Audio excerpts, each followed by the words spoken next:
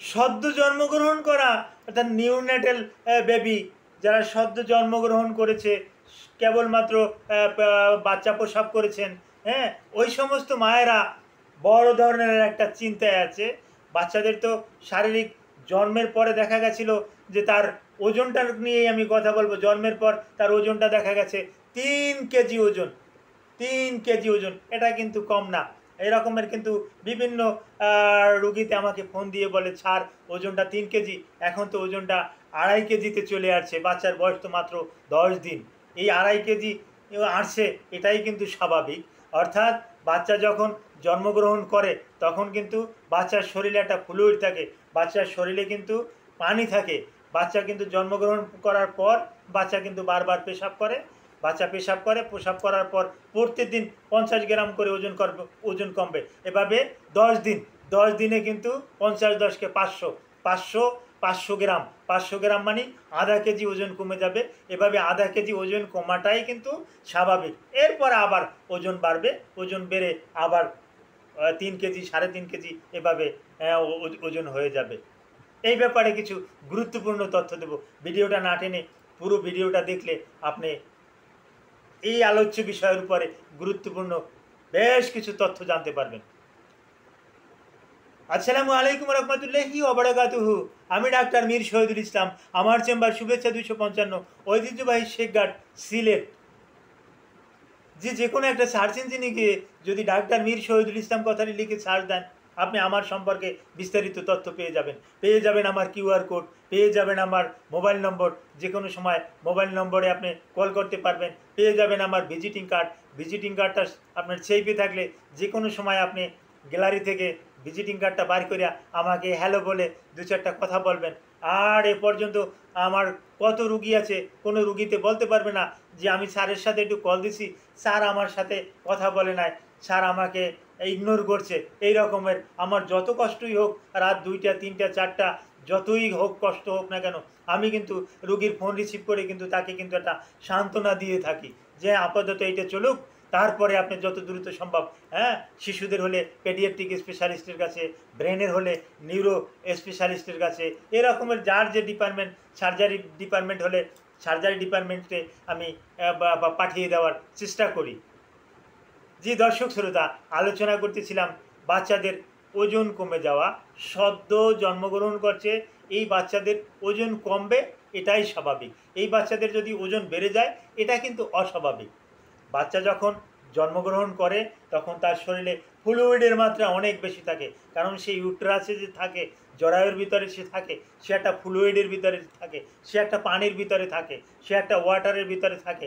ওখানে কিন্তু সে সাঁতার কাটে, সাঁতার কাটে, ওখানে কিন্তু তার শরীরে কিন্তু সম্পূর্ণটাই কিন্তু বেশ বেশ কিছু ফ্লুইড, বেশ কিছু যখন সে দুনিয়াতে আসে, জন্মগ্রহণ করে, তখন পৃথিবীর আবহাওয়ার সাথে খাপ খাইয়ে নিতে সে কিন্তু প্রতিদিন 50 গ্রাম করে ওজন লস করে। এভাবে 10 দিন, 10 দিন পর্যন্ত কিন্তু ওয়েট লস করে। 10 দিনে 50, 10 × 500, এই 500, 500 গ্রাম, 500 গ্রাম মানে ½ কেজি, দৈনিক 50 গ্রাম, 500 গ্রামে ½ কেজি। এই ½ কেজি ওয়েট কিন্তু তার লস হচ্ছে, এটা ভয় পাবার কোনো কারণই নেই। যদি আপনি চিন্তা করেন যে আমার বাচ্চা জন্মগ্রহণ করছে, তখন তার ওজন ছিল 3 কেজি, 7 দিন, 8 দিন, 10 দিন পরে এখন ওজনটা মাপলাম তার মাত্র 2.5 কেজি, ½ কেজি ওজন কমে গেছে। তাহলে ওর নিশ্চয়ই একটা রোগ জড়তায় ভুগতেছে। এই রকমের ভাবনাটা আপনার মাথা থেকে আজই ঝেড়ে দিন, এটাই স্বাভাবিক। তারপর আসে আপনি লক্ষ্য রাখবেন বাচ্চা ব্রেস্ট ফিডিং করছে কিনা, বুকের দুধ স্বাভাবিক খাচ্ছে কিনা, পেশাব ঠিক মতন করছে কিনা, পায়খানা ঠিক মতন করছে কিনা, হ্যাঁ, এগুলোর দিকে লক্ষ্য রাখবেন। এগুলো যদি ঠিক থাকে তাহলে কোনো রকমের কোনো সমস্যা নাই। কিন্তু যদি অন্য রকমের কোনো সমস্যা থাকে, বাচ্চা যদি পায়খানা যদি দানা দানা আকারের পায়খানা করে, পায়খানা যদি সবুজাভাব পায়খানা করে, পায়খানা যদি ছিটে যায়, পায়খানায় যদি দুর্গন্ধ হয়, এই জিহ্বায় যদি সাদা সাদা আবরণ থাকে, এবং যদি বাচ্চা অস্বস্তি মনে করে, বাচ্চার শরীরে যদি র্যাশ থাকে, চুলকানি থাকে, এরকমের যদি থাকে, এবং হয়তোবা পরীক্ষা করেছেন বাচ্চার সিআরপি, সি রিঅ্যাক্টিভ প্রোটিন দেখা গেছে 24-25 গ্রাম পার ডেসিলিটার, এরকমের দেখা গেলে অতি দ্রুত ডাক্তারের কাছে নিয়ে যাবেন।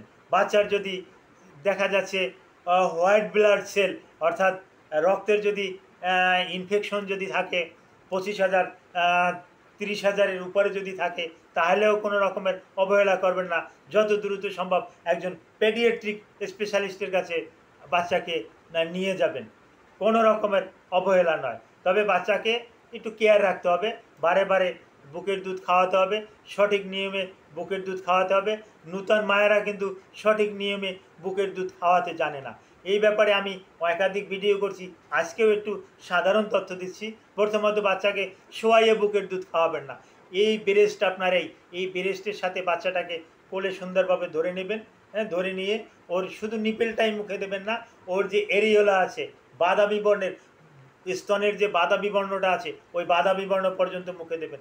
ওই বাদামি বর্ণটা চুষলেই কিন্তু নিপেল দিয়ে কিন্তু দুধ আসবে, ওটাই কিন্তু ওর খাবার। শুধু নিপেল চুষলে কিন্তু দুধ আসবে না। আর বাচ্চাকে ওই বুকের দুগ্ধ খাওয়ানোর সময় আপনি আপনার ব্রেস্টটাকে ভালো করে ধুয়ে নেবেন, পানি দিয়ে ধুয়ে নেবেন, কারণ বর্তমানে প্রচুর ঘাম। এই ঘামের সাথে আপনার বিভিন্ন রকমের ব্যাকটেরিয়া, ফাঙ্গাস, ক্যান্ডিডা এগুলো কিন্তু থাকে। অথবা ওই অ্যালকোহলিক টিস্যু, ওয়েট টিস্যু দ্বারা আপনার ব্রেস্টটাকে ভালো করে ধুয়ে নেবেন, মুছে নেবেন। বিশেষ করে ব্রেস্টের নিপেল এরিওলাটা এটা ভালো করে মুছে নেবেন। এরপরে শুকিয়ে বা টিস্যু পেপার দিয়ে এটা আবার মুছে তারপর আসে বাচ্চাটাকে বুকের দুগ্ধ দান করবেন। এতে দেখা যাবে যে বাচ্চার এই পেটে অসুখ টসুখ এগুলো আর হচ্ছে না।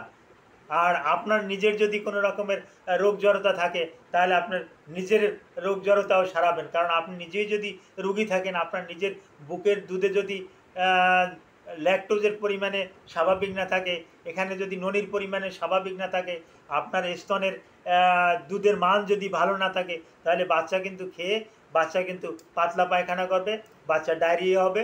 এমতো অবস্থায় কিন্তু বাচ্চার ওজন কমে যাবে। তবে হ্যাঁ, 10 দিন পর যদি বাচ্চার ওজন স্বাভাবিকের থেকে যদি কমে, তাহলে এইটা কিন্তু অস্বাভাবিক।